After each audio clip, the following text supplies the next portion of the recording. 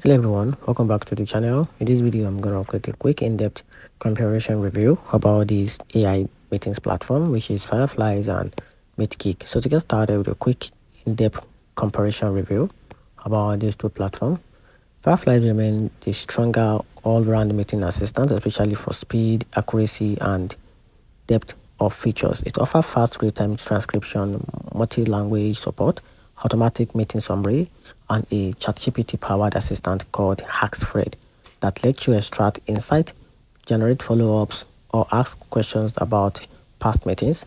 It integrates easily with Zoom, Meet, Teams, Slack, Notion, CRMs, and more, make it ideal for business teams handling a lot of meetings. So talking about Meetgeek, on the other hand, is a stronger contender which focus on more meetings performance insight. It provides analytics on talk time balance, meeting habit, punctuality, and lets you build up custom summary template.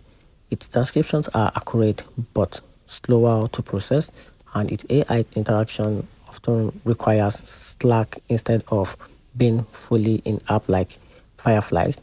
That makes it a slightly less fluid, though it's still a smart tool for managers who care about optimizing teams' communication pattern.